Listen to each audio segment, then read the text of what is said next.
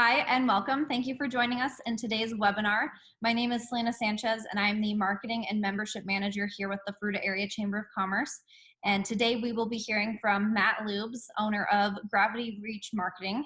They are based in Montrose, Colorado, and they specialize in marketing services and boosting your credibility and digital reach online. So before we get started, I would like to address a few housekeeping rules. This webinar is being recorded and will be available for our members who have registered following the presentation.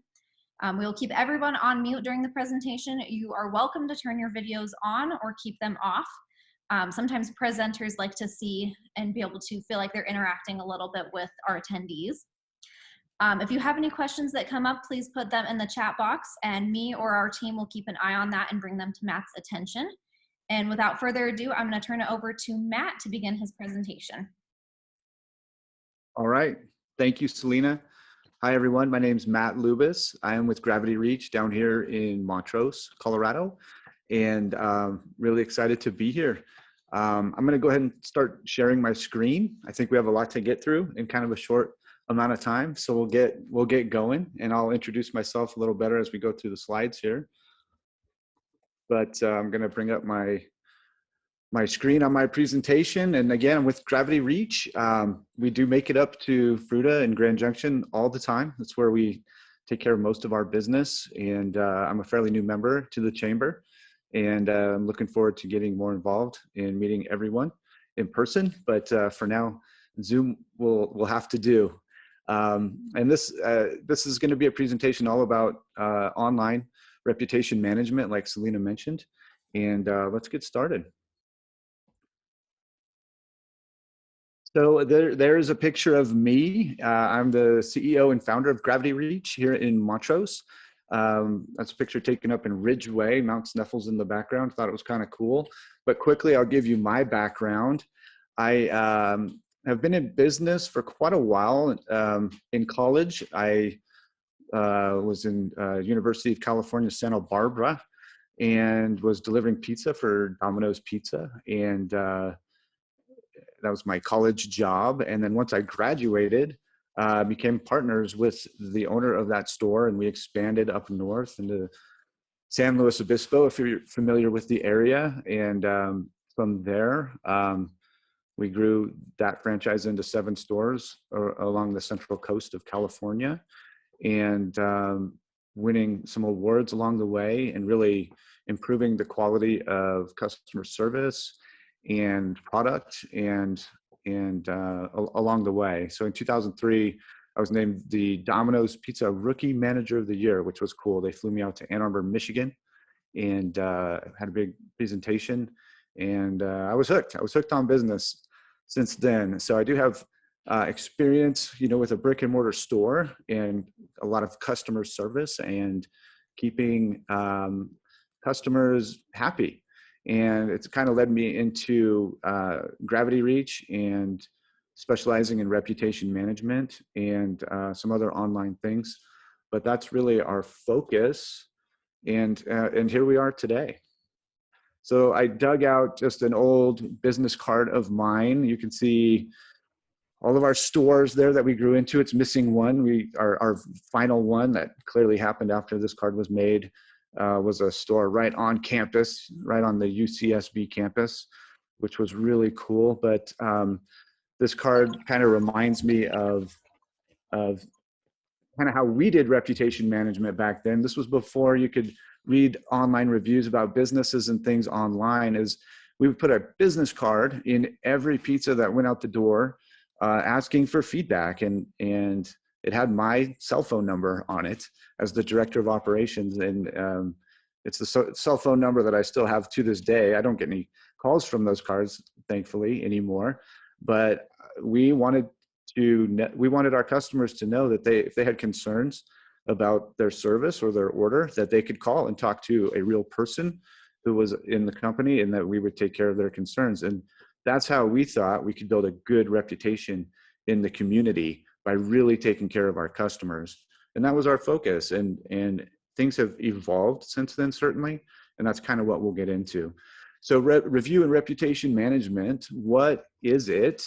So you can kind of loosely call it a strategy for getting more 5-star reviews from your real customers on sites like Google, Facebook, and Yelp. Those are kind of the major ones, I guess you can say. But there's definitely more out there that are more industry specific. I guess maybe everything on that line, not so industry specific. You might find your business listed in one of those particular directories, and you might even have reviews on them that you don't know about. And then you can get into maybe some more specific ones like Zillow for the real estate market. Amazon is mostly e-commerce, things like that.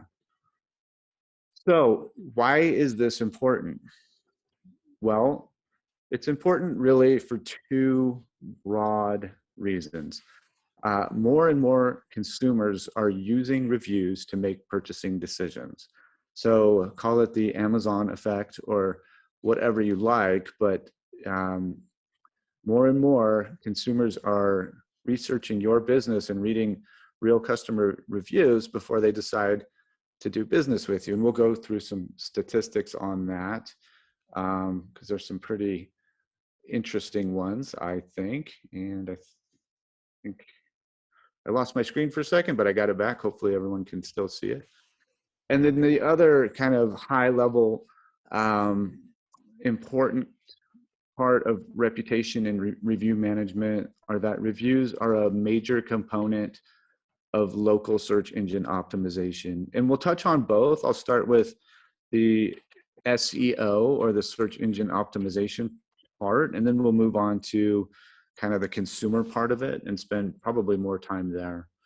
But if we talk about the SEO part, let's look at this for a second, and I'll do my best to explain what's going on here.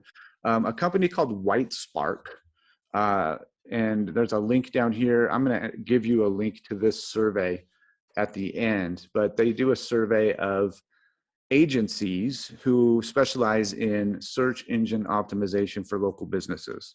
And they survey all the prominent ones in North America and beyond, and ask them, what are the things that Google takes into account when deciding which listing to show when you type in a keyword into Google search, like best pizza in Fruta or something like that. So how does Google decide which one's going to be more prominent? And what the survey shows is that your Google My Business, that's the GMB at the 33%, is the most prominent part of that. So making sure that you have a Google My Business listing and that you've claimed it, and that all the fields are filled out correctly and it's optimized, and it brings a good user experience for the user. That's your most important one. But in second place is your reviews. So, and that's going to be the number of reviews that you have. That's going to be your overall review sentiment. So do you have a 3-star rating, a 4, 4.5, 5? And then the frequency of reviews that come in. Further, are you responding to your reviews that come in as a business owner? And we'll look at those a little more in depth. But I did mention Google My Business, and I just wanted to give an example of that. If you don't know what that is, Google My Business would be this Google listing here on the right. It shows up in different places depending on what device you're using, or if you're using Google Maps or just a Google search, but it's this listing here. And you have a lot of control over what shows up in here. And I won't spend a lot of time on that, but that is something that's very important for your business. And if you ever need help with that, certainly reach out to me. But here's just kind of an explanation of those ranking factors. And without going through them, what I wanted to really point out here is that the top two, so your Google My Business listing and your review signals, account for almost half of what the top SEO experts believe Google looks at to decide who's going to show up higher, which business is going to be featured more prominently in the listings. And Google will never tell us, right? That's not what they do. And Google's infamous for being pretty secretive about that stuff, but this is just based off of this survey, which is probably pretty close. So let's look at some changes over time with this same survey. The survey was done in 2013, 2015, 2018, and then most recently in 2020. Both Google My Business on the left and then next to it reviews are gaining importance as time goes on, where other things might be kind of staying the same or in fact losing importance. So citations used to be a big one, where how your business is showing up in other online directories across the internet is really losing importance. But reviews are gaining importance and are expected to continue to gain importance. So this is a different survey done by a company called Bright Local. And instead of surveying SEO experts, they're actually talking to consumers. So your customers, and they're asking them questions about how they search for local businesses online. And what they found, and this was also done in 2020, and I'll provide you a link to this at the end as well. But 93% of consumers searched for local businesses online in 2020. 34% of those searched every day for local businesses. So people are using the internet, they're using Google and search engines to find your business online. 87% read online reviews for local businesses in 2020. That's huge. And that was up from 81% in 2019. So we know that consumers are reading your reviews. They're reading the reviews left about your business. And that just breaks that down a little bit more. There's that 87% and all the blue. The 13 is the red, who never look at reviews. So there are some people that don't. But 34% always look at them. And then it goes to regularly or occasionally. But there's your 87% who are looking at the reviews about your business. That's huge. So digging down deeper into what they think about your reviews, 48% of consumers will consider using a business with less than 4 stars. So if you're at a 3.9, then you've lost half of your potential customers because they won't even consider you because of your star rating. So, that kind of shows that magic number is 4 and something to strive for. 12% of people won't use a business with fewer than 5 stars. I don't know. I think they're outliers. It's very hard to get a 5-star review. It almost looks fake when you have one, to be honest. So that shouldn't be taken too much into account. But the bottom 3 are really interesting. It talks about the frequency of reviews or the timestamp. When was your last review? So 86% of consumers are only looking at reviews left for you in the last 3 months. Anything past that, they're considering not accurate or, no longer valid because they were so long ago, more than 3 months ago. And this is what consumers are telling us. 73% only pay attention to reviews written in the last month, and then 50% in the last 2 weeks. So it shows us that we need a review management program or system with our business that is consistently bringing in new reviews, because the ones that we got when we first opened and we asked our friends and neighbors to leave us reviews a couple of years ago, they're almost worthless in the eyes of the people we're trying to market our services to. So let's just show an example of this. Imagine you're searching for a landscaper in Dallas, Texas. We'll protect the innocent around our area here. So we'll go to Google and we'll type in Dallas landscaping. And this is what's going to come up. So this is called the local pack or the 3-pack.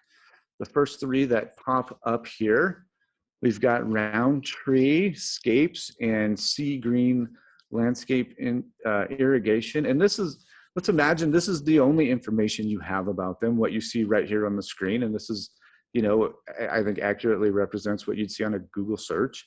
And if you would do me a favor, use your chat function and tell me who you would call first, right? You might call all of them. That's certainly fair. But who would you call first? So 1 is Roundtree, 2 is Scapes, and then 3 is Sea Green. And let me know in the chat what you think there. So I'm reading through, I've got Scapes, Scapes, yeah, I think we're all kind of on the same page here. Number two, yep, escapes. I like it. Thanks for participating. I really appreciate it. So I think we're all kind of in agreement here. And let's talk about that. Why? So 9 out of 10 people picked escapes. Luckily, right, I had that built in to my presentation and that went well when we didn't all pick Roundtree or something.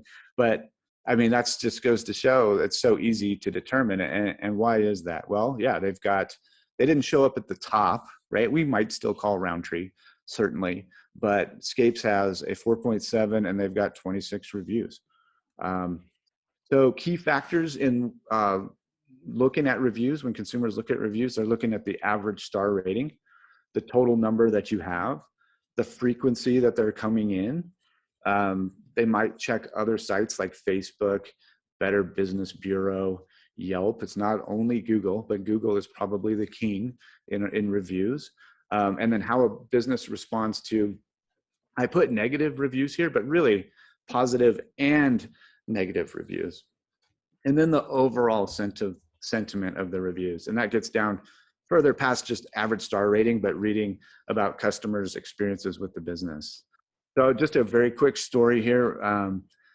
My family were in the market for a treadmill. And so I started looking online for a treadmill and started seeing some ads for this Nordic track, and it's got like this really big screen on it, and it moves the incline up and down as you do these programmed workouts. Like you can do a hike on it, and it moves the incline up and down. Like everything about it is so cool. They've designed a really nice website for it. They've got really good financing for it.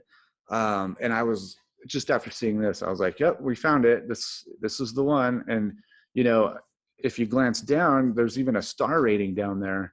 And I was like, "Yep, 5 stars. Okay, we're in." And I started looking at it closer. I'd even filled in my information, and it says, if you look at those star ratings a little closer, it says iFit workout rating. And iFit is just the program it uses on that TV. It's not the actual unit. So I started thinking, well, they didn't put the actual star rating for the actual treadmill on there. That's interesting. So why don't I do my own research? And so I'd go on Google, and for that same treadmill, I start reading Google reviews. And Google is a neutral third party in this whole deal. And I start seeing, don't buy this treadmill, poor customer service, terrible craftsmanship. So they do have some 5-star reviews, but they have even more 1-star reviews. And if I'm going to spend $3,000 on something, I don't think I want to take that chance of my treadmill being the one that catches fire, right? And the other guy's is the one that never gives them any problems. So I'm not buying that anymore. Sorry to Nordic Track, but their reviews are enough to turn me off of that, especially on a third-party review site, like Google, where, the people who left these reviews don't have anything to gain. They're just trying to get the information out for other people to read and warn them, certainly. So this is kind of a representation of how business owners think it works. And, as a business owner and in the Domino's Pizza world as well, we think that all of the advertising that we're going to do are going to bring them directly to our business. So they're going to get our door hanger and then call us and order our pizza, or, see our ad on Facebook and immediately, give us a call and order our service. But really what's happening is we'll still do all this advertising. We'll get referrals, in the newspaper, the chamber. You hear about a business, and then what's going to happen? It's going to drive that person to do more research about you. They're going to look you up. They're going to look at your reviews. And then, hopefully they're going to call your business, but it could lead you to your competitor, or they could not call you at all. So having a good review management program in place is going to allow you to kind of get this part in line where, you do your advertising, and then they're going to do their due diligence and learn more about your business. And hopefully that's all up to speed, right? Great reviews. And then hopefully they give you a call and not your competitor.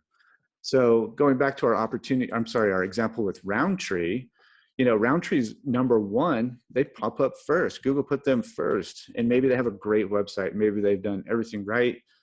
They've hired an agency who's done all their SEO work, and they've done everything right to please Google to show up first there, but they're just not, they don't have the reviews. So how many opportunities are they actually missing? Well, the term Dallas landscaping gets 880 searches per month in Google, okay? Dallas landscaping. So that's over 10,000 searches a year, but really those are customers, they're searching out your services. Those are paying customers who are, money in hand, ready to pay you for your service. So they're calling Scapes first instead of Roundtree. And Roundtree could be doing all this great advertising, but when people start to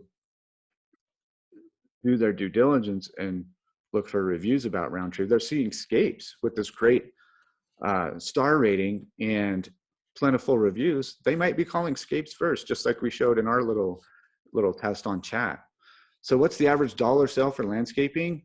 I don't actually know what it is, right? I had sprinklers put in my yard a few years ago. I paid a couple $1,000s for that.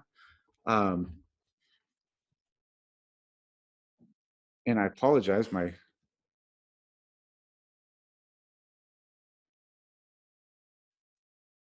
to get to where I can, there we go. So even not knowing, right, how much the average dollar amount is for a service from a landscaper, all it would take was just one customer that they gained from doing this to make it worthwhile. Just one. So this goes without saying, I think, but a solid reputation management strategy is built on a foundation of top-notch customer service. And that's something hopefully you're striving for in your business every day. And it makes it so much easier to gather those reviews when you've actually earned a good review. There's no trickery involved here with review management. Top-notch customer service is king, but then there are things we can do to try to get that review and to show up online. So 3 components: review gathering, review monitoring, and then review marketing. And we'll quickly go through each one. So the first component, gathering reviews. So businesses assume they've done all they can to get great reviews. Maybe think about what you've done in your business to try to get reviews, if you've done anything at all. So some common strategies for getting more reviews for your business have been, asking your happiest customers to leave reviews for you. And that's actually a good strategy. We should be asking customers. I would submit that not only your happiest, but all, and I'll kind of go through that in a minute. Train your employees to ask. Absolutely, we should be doing that. Provide awesome service, goes back to that customer service piece. And then bug all your family and friends into reviewing. I put that on there because that's what happens, but we shouldn't actually be doing that. That's against Google's terms of service to do that. And, if you're someone that goes in and really checks these reviews, you can sniff those out pretty easily, I think. So I put it on there just because it's a common thing we do as business owners. But what ends up happening when we do those things? Reviews almost never come in. But why is that? Well, we can ask our customers, but you send them on their way and then they're on to the next thing in their life, and they didn't have time to do it, they forgot to do it, or maybe they simply don't know how. Run into that plenty of times. So lots of businesses assume there's not anything they can do about this, but there are some simple things that you can do in your business, even starting today. And that's what I want to take you through now. And I do want to let you know at the end, I'll give you a link to it's called the Ultimate Review Management Checklist. And pretty much everything that I'm about to talk about will be on that checklist. So it gives you kind of a roadmap that you'll be able to implement in your business going forward if you choose to.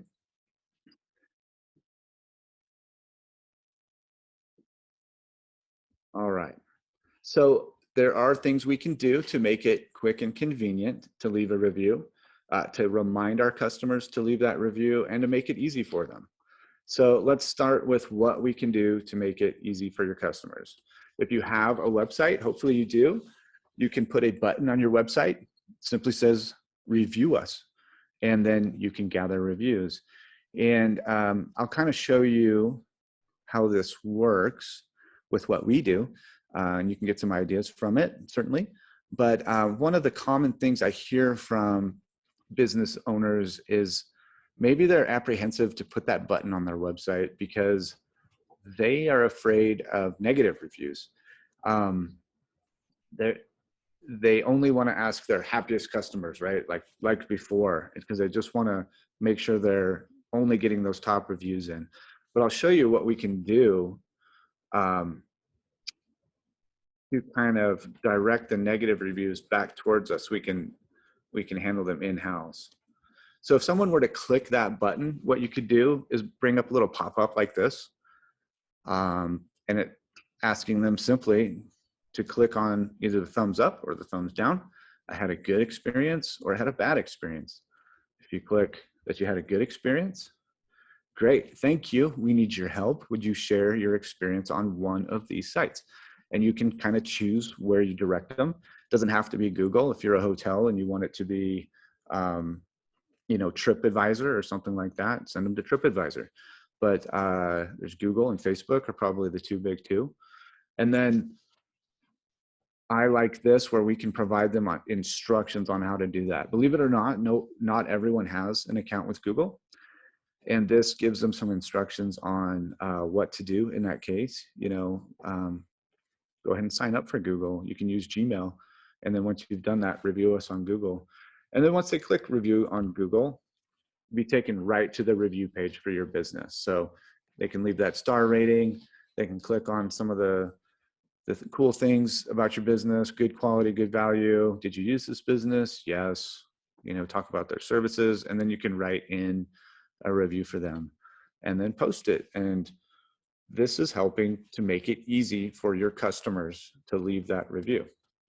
So now I talked about negative reviews. So let's say your customer had a bad experience for whatever reason. They click, I had a bad experience. What we want them to do is tell us why, for a couple of reasons. A, we don't really want that review going out to the review sites. We can't actually keep them from that. And that would be against Google's terms of service if we did that. So if you look at the bottom, we're actually still giving them a way to do that. But what we'd really like to do, and this is just so you can learn more about what's going on in your business, is to tell you why. Why did they have a bad experience? And it's called a negative review feedback, and that goes right to you. And then you can take care of that problem internally. So this is great for a couple of reasons. Like I said, hopefully it keeps that negative review off of Google and Facebook. But I think more importantly, this gives those customers that maybe wouldn't have said anything, maybe they weren't happy with your service and they just didn't come back, right? And you just lost that customer and you never knew why. This gives that customer the opportunity to tell you why, and then for you to fix it. And then hopefully make a raving fan out of that customer going forward. So that is one of the really cool things that I like about this. So another way to gather reviews is to use QR codes in offline marketing materials. So this is popular with restaurants. One of the things that we can do is, table tents, business cards, invoices, sales flyers, receipts is a big one, restaurant menus, and have a QR code that goes right to that thumbs up, thumbs down page, asking them for that review. So if they're sitting in your restaurant, they can do that right then and there. Or when they get their receipt and they take it home, they can, there's another reminder of them to do that. And just as an example of a pizza place, this is a pizza place out in Indianapolis from a colleague of mine, but put that QR code right on a table tent that sits on the table. And he's got rewards program and their menu online. So real quickly, I think in the last year with COVID, people are getting more and more used to seeing these QR codes. A lot of the restaurants are resorting to those to have people use their cell phone for the menu, so they don't have to hand out a menu that gets touched over and over again. It's all online using QR codes. Pardon me for a second. But just another way we can help gather those reviews. So what are some things that you can do as a business owner to help your customers remember to leave those reviews? You can email them if you have their email. Caution, if you just have their email as part of your sales service, you don't necessarily have their express consent to send them promotional emails or text messages.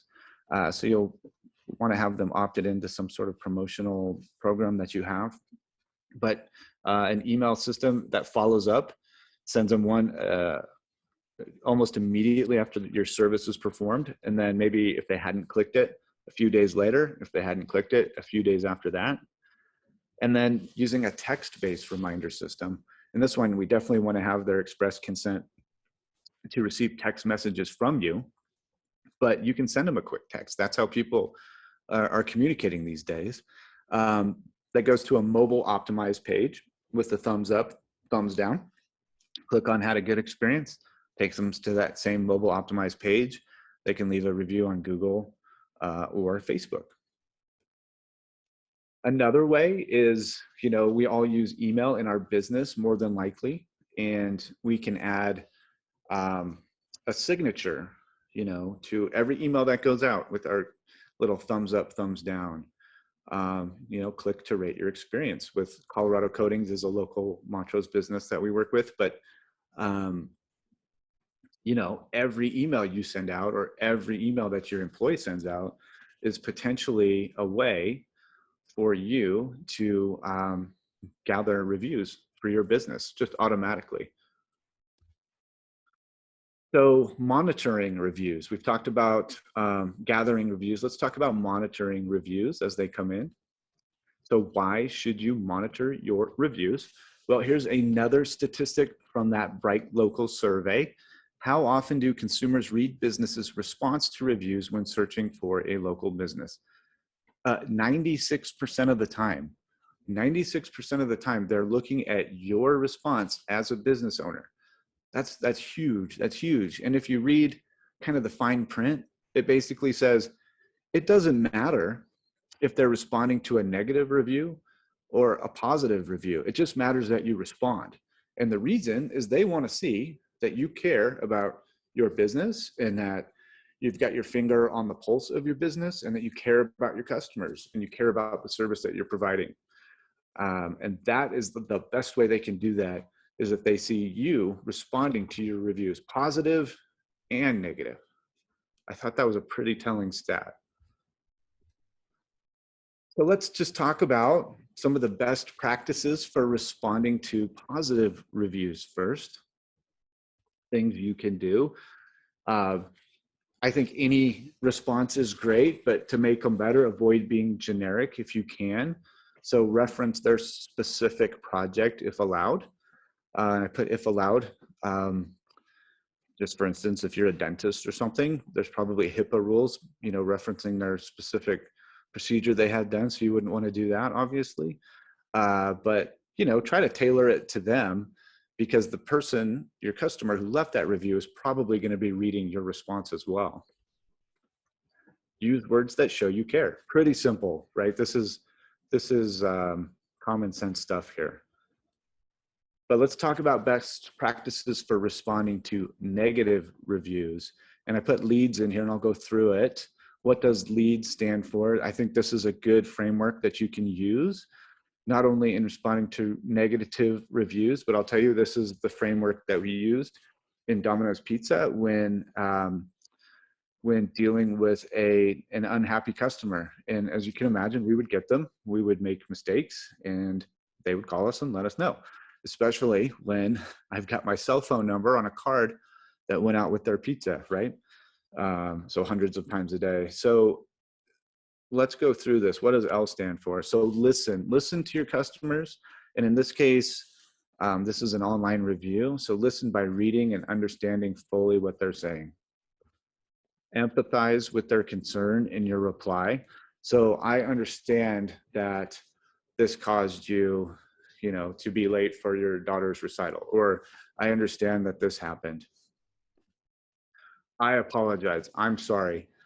We did not live up to our high standard of service that we strive for every day.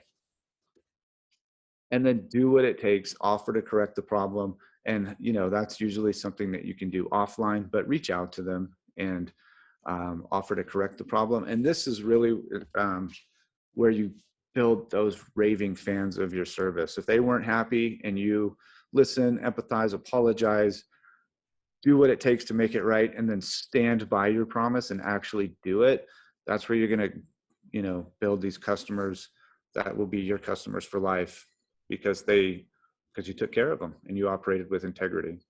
So those are some best practices for responding to negative reviews. Just remember leads, and you should be good. Listen, empathize, apologize, do what it takes, and stand by your promise. I threw this in here kind of last minute. I thought it was important. This is new as of March of this year. Google has a new review takedown request tool. So many businesses, especially businesses that have a lot of competition in the cities where they operate or a lot of reviews, experience spam. So they experience reviews that are dishonest. They were by someone who never visited the business or never used their service.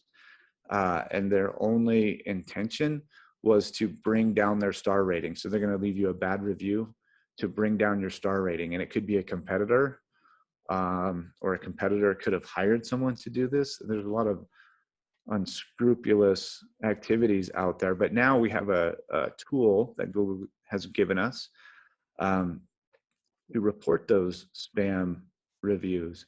And it's new, and Google is never fast at anything they do, but it's a step in the right direction, and certainly worth a shot if you have any of those reviews. I know one of the businesses we're working with, Colorado Coatings down here, they had a competitor who's not even in Colorado leave a review like that, and they're now going through the process to try to get that review removed from their profile. Luckily, they have enough 5-star reviews where it really doesn't matter, but still, it's dishonest. And there's now an avenue that we can use to take care of those. So how else should you be using your reviews in your business? So you should be marketing your reviews. You're proud of your business and you want to show them off, and you definitely should. And I think your customers would be happy to see that you're excited that you got a 5-star review and that you're sharing it with the world, because it's another way that shows that you care about your business and the service that you're providing. So what can you do? You can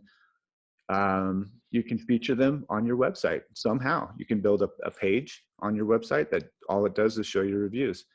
And what I like about this is that if you're familiar at all with building a website, and even if you're not, you can only imagine, you can put anything on your website you want. You can put testimonials from your customers on there. Like, it's just you typing it in and you putting a picture on there. So it's not any third-party review. It's just whatever you decided to put on your website.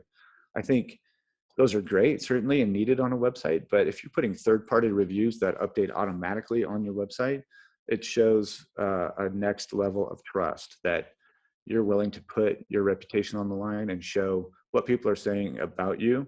And you don't even have control over what they're saying, right?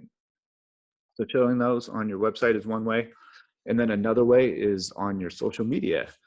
Show off those 5-star reviews on your Facebook feed or on Instagram or Twitter or whatever you use in your business. It's another great way to just show how proud you are of your service that you've worked really hard to perfect. So I mentioned Colorado Coatings, just a quick reputation management case study with them.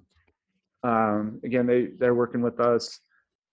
They have a really good star rating, and they've been working really hard with my help to try to get reviews from their clients, and it's going really, really well. At the bottom is something really nice.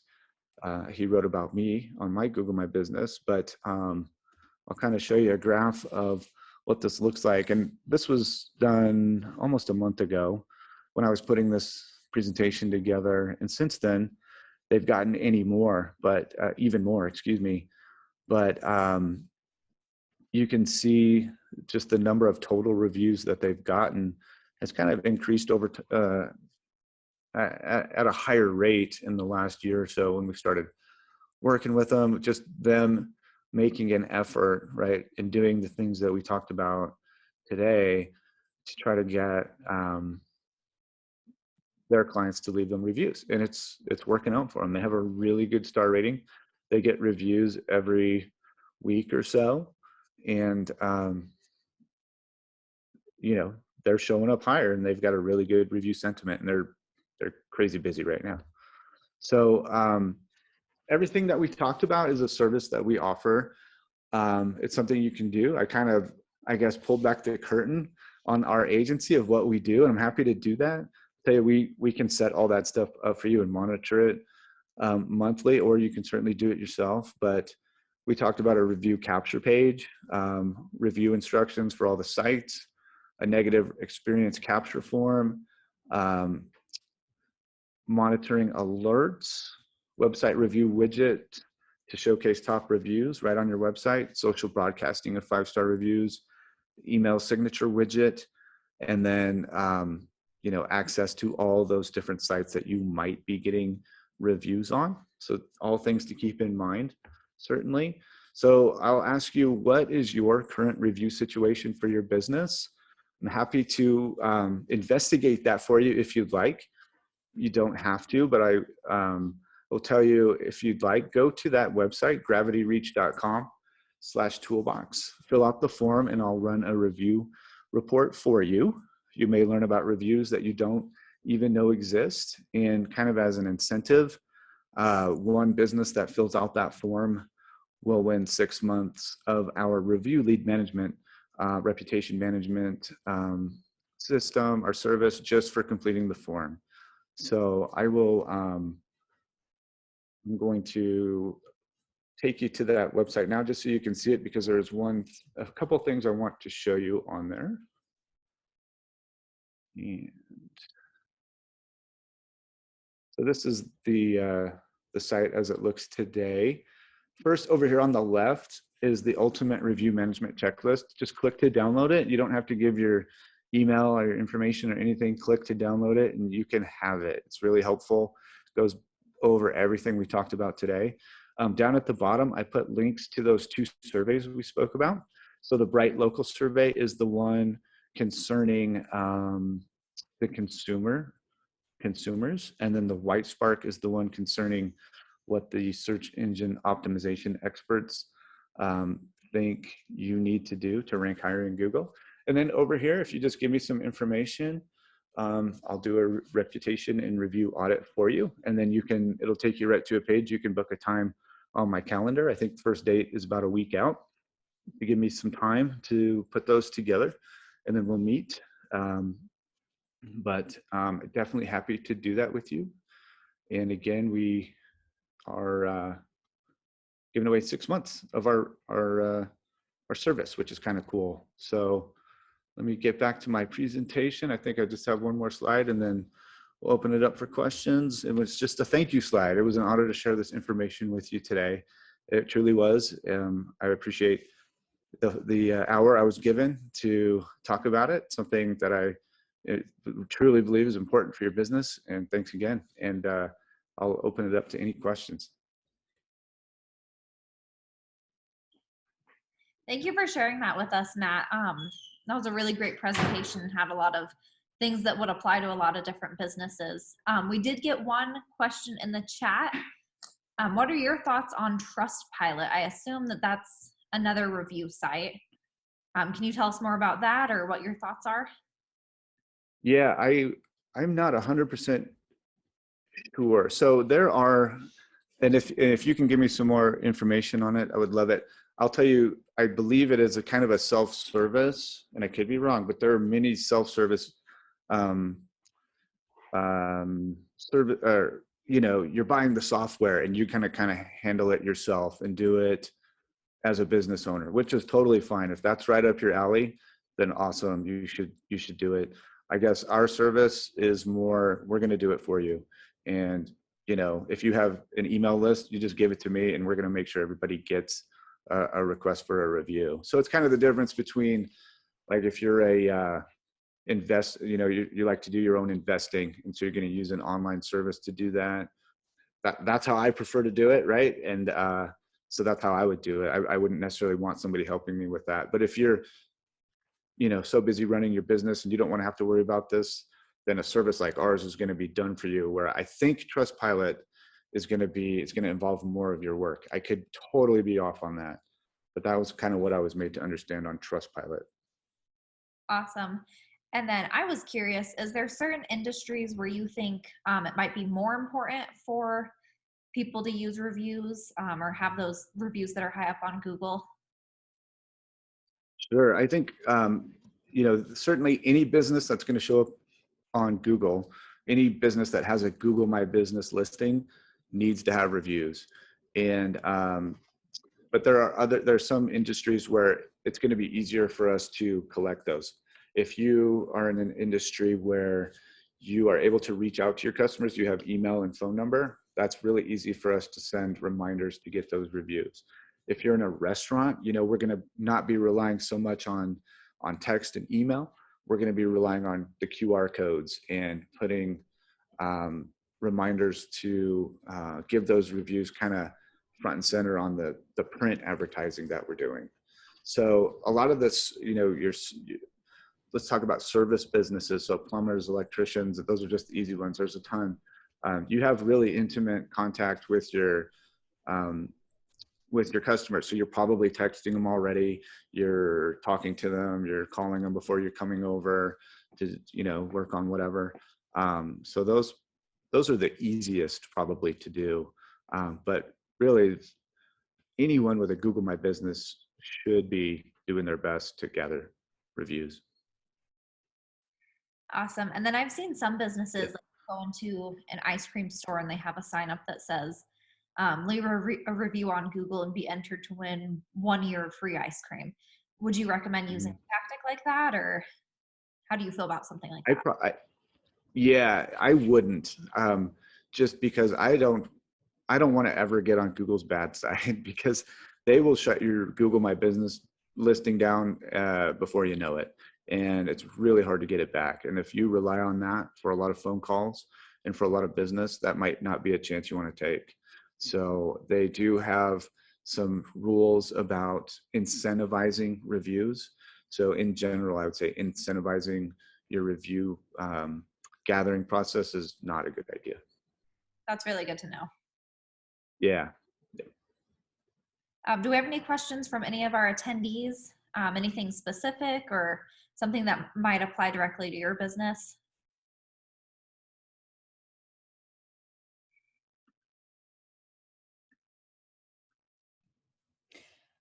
I will definitely be reaching out to you, Matt, because I need a lot of help. Okay. I just claimed our Google My Business, and before anyone sees it, I need help. Okay. I'll be reaching out to you. Let's talk. All That right. sounds great. I look forward to it. Absolutely. Thanks. Oh, we have one more question. So what do you recommend for businesses struggling with negative reviews with the current pandemic regulations? So maybe I'm thinking with this one, maybe they were very strictly enforcing COVID regulations, or maybe they weren't being as strict as some customers thought they would. So how would you approach something that's very sensitive like that? Sure. I think, let's look to make sure that they're all legitimate reviews and not spam. And if they're spam, go through that process of trying to get them removed. But assuming they're all legitimate, I think your best course of action is still responding to those and you mentioned sensitive, in a sensitive way, still showing that you care. And not only for that customer who had the problem, but for all of your customers. And, you know, there might be some, you might have to really think about what you're writing there and who you're going to offend. But I think the best thing, if you can show a thoughtful response that you care about the service you provide, you care about the safety of all your customers, then yes, you might alienate some people who don't agree with you. But I think showing that you care is going to be the best way to go, in the nicest way possible, right? We don't ever want to berate anyone. That's just common sense. But you know, showing you care about your customers and your business, I don't think you can go wrong with. People will read that, and that's what they'll glean from that, I think. Just the fact that you're responding to that is huge in your customer's mind, I think. Awesome. Thank you, Matt. I think everybody learned a lot. Yeah. And we will have this recorded, and we'll be posting it on the Chamber's website here in the next day or two. And then I'll also be sharing a link to your page that has the downloadable review management checklist and the survey, like that. In the meantime, if anyone needs to reach out to you, what's the best way to get in contact? Sure. Jump on my website, and there's multiple ways you can contact me there. I do have a contact us page. You can shoot me just fill that out. It goes right to me, or I'll give you my email. It's matt@gravityreach.com, and shoot me an email. Get right back to you. You can call me. I'll give you my phone number, 970-425-0909. I would say email is probably the best way to go, but any way that works for you is good for me. And I look forward to speaking with you. Awesome. Thanks for joining us today, Matt. We appreciate it. Thanks for having me. We'll talk to you soon. Likewise. All right. Thanks. Thanks, everyone.